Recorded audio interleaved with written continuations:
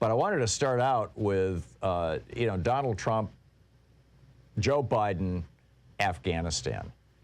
This has the situation continues to be a cluster as the American media rightly continues to focus on the fact that Donald Trump cut this deal about a year ago with the Taliban, guaranteeing them that by May 1st, there would be no more Americans in Afghanistan. And, basically surrendered the entire country to the Taliban, closed 10 Air Force bases, basically neutered our ability to do a rational withdrawal, and then just basically sat on it, particularly after the election, after he lost the election in November, for another 2 months, to allow the Biden administration, the incoming Biden administration, to even get security briefings from the Pentagon on what was going on. So the Biden administration came into power on the 20th or the 21st of January. Really, the 21st was their first full day. They were just beginning the process of looking around going, what's going on here? Now, that said, that was, 7 months ago? And they, frankly, should have gotten a hell of a lot more people out before the withdrawal. Now, the Biden administration moved it back from May to August. But, I think that it's appropriate that there be some criticism directed at them, and they're taking a lot of incoming fire on this, and it looks like they're trying to make it right, but it may be too late.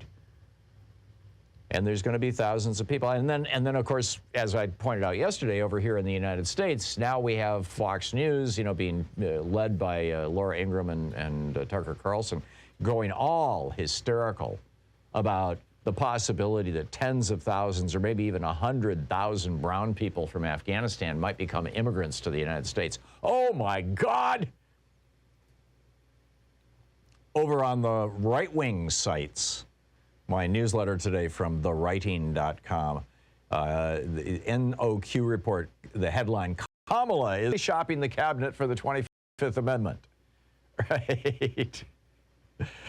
There was a serious discussion about this around Donald Trump when he would just go off the rails. But, anyhow, the Washington Times, the headline, it's time to impeach Biden. The Daily Signal, America is experiencing a crisis of confidence in Biden.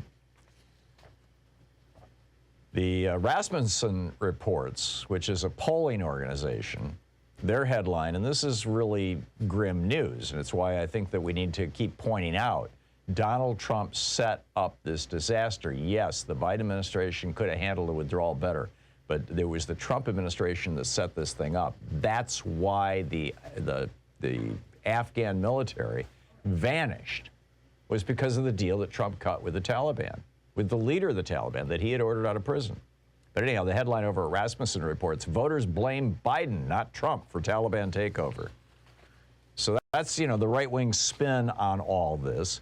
And then we get former UN Ambassador Nikki Haley. She was our ambassador to the United Nations, I believe, during the time that Donald Trump was negotiating and Mike Pompeo were negotiating this deal with the Taliban.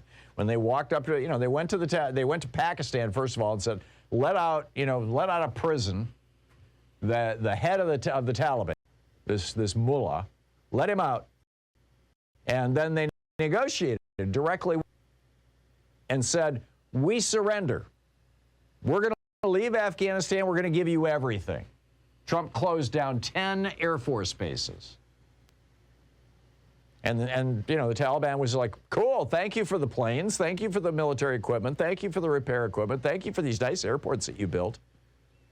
So then Nikki Haley, who was our UN ambassador, tweets yesterday, to have our generals say they are depending on diplomacy with the Taliban is an unbelievable scenario. Negotiating with the Taliban is like dealing with the devil. Oh, really, Nikki? Somebody replied saying, how stupid do you have to be to tweet something like this? It's just, actually, that's from an article over at crooksandliars.com. Fred Wellman replies with a tweet. By the way, great thread about this by Babylon's sister over at DU. Fred Wellman responds with a tweet. You do know we all saw you at the UN working for Trump, right? Do you think we're going to magically forget your administration did, in fact, negotiate with the Taliban and released 5,000 prisoners while drawing down our forces?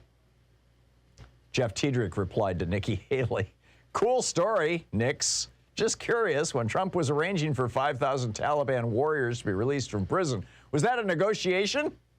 Or did he just skip to the end and say yes without getting anything in return? Which is a really interesting point. John Ratcliffe, who was Donald Trump's national security advisor at the time, went on Fox News yesterday and said that Donald Trump, he said, quote, and I remember President Trump saying, I don't think they'll last 2 days, speaking of the Afghan military. In other words, Trump knew how this was going to play out and was fine with it. Ratcliffe says, we had that intelligence when I was Director of National Intelligence, when I was DNI. They knew this was going to go down this way, Donald Trump. They knew it. I mean, it was obvious. I mean, when you negotiate a surrender, which is what Donald Trump did, how do you think it's going to play out? And it was already a done deal when Biden came into office. Trump had already closed 10 Air Force bases. He had already turned over most of Afghanistan to the Taliban. Pretty much all that hadn't fallen was Kabul. And who was making all these negotiations happen? Well, the point man was Mike Pompeo, our Secretary of State, the former, cokehead congressman from Kansas, who now wants to be the senator from Kansas, or maybe the governor of Kansas. I think he's running for senator. And this, a brilliant piece by Alex Henderson over at alternate.org, scathing Kansas City editorial slams disingenuous partisan Mike Pompeo for total hypocrisy over Afghanistan. This is the Kansas City Star editorial board wrote yesterday, quote, Pompeo personally oversaw the Trump administration's Afghanistan withdrawal discussions with Taliban co-founder Abdul Ghani Baradar, whom the CIA had arrested in 2010. He'd been in a Pakistani prison until Trump got him out 2 years ago. So it's a little bit stunning to watch Pompeo accuse Biden of leading by weakness by finishing the troop withdrawal that Trump planned to accomplish even more quickly. Pompeo, they note, however, is blaming Biden, well, this is Alex Henderson, is blaming Biden for embracing Trump-era policy that he aggressively promoted. And the lead newspaper in Pompeo's own state, where Pompeo is trying to build his political future, is having none of it. And a fine thing it is. There's plenty of blame to go around.